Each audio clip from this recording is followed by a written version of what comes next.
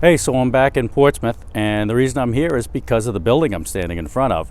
The building I'm standing in front of is called the Pearl, and the Pearl has a long history. It was built around 1850. It was originally built for a congregation called the Free Will Baptist Church. So this is a church building, and sure, there's older Portsmouth churches, absolutely. There's all over the place. But this one's special. This church building was built for the Free Will Baptist Church, who didn't have a very long run in Portsmouth. They came and they kind of went.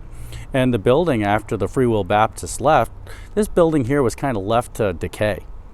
That all changes. In 1915, a man named James Slaughter, who was an African American living here in Portsmouth, decided that he was going to break away from the church that he attended, called the Central Baptist Church, which is, I don't know, about a quarter of a mile away from here, and try to create his own church for other African Americans in Portsmouth.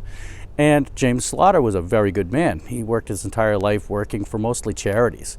So he really did believe in the Christian values that he stood for.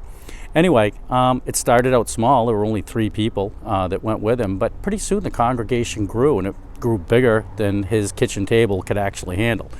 And it was about that time they decided that they would try to find themselves a new building. And so they came down here. This building had just been sitting, and James Slaughter decided to see if he couldn't raise enough money to purchase the church building. And lo and behold, the growing congregation pooled up enough money and they were able to buy this church. And as you can see, it's not the most ornate church in Portsmouth, but it's a pretty cool little building. Anyway, the story doesn't end there. 1915, the first service is held, and the People's Baptist Church, as it was called, became really popular among Portsmouth African Americans. And so every year after the founding of the church, every October, they would have a celebration to celebrate the fact that the church was still thriving and moving on. In 1952, something special happens. Free Will Baptist Church is having their 59th anniversary. And because they wanted to celebrate their 59th, they invite a young, very up-and-coming preacher named Martin Luther King to come and deliver a sermon called Going Forward by Going Backward.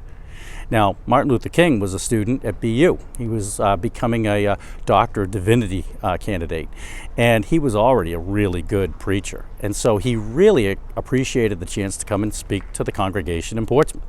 And so he came. He wasn't alone, because other people also came, including the chorus from Massachusetts that included Coretta Scott. Coretta Scott was a fabulous soloist. She was a wonderful singer. And Martin Luther King actually knew Coretta from his time in Massachusetts. So, the story goes that when he found out Coretta was coming, he was very anxious to come. He liked Coretta. So they came and they met here in Pearl Street Church, and Martin Luther King delivered a fantastic sermon. And he also met Coretta again, and not long thereafter, actually, Martin Luther King proposed and was married to Coretta Scott, and she became Coretta Scott King. But it was through this very door, right here, that Martin Luther King walked through to deliver his famous sermon, Going Forward by Going Backward. And it must have been a really good sermon, because he actually delivered the same sermon to the 17th Avenue Baptist Church when he was interviewing for his job as pastor of that church. And the church elders really liked that sermon. So much so that he got the job.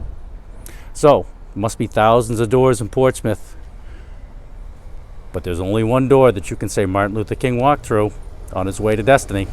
Bye.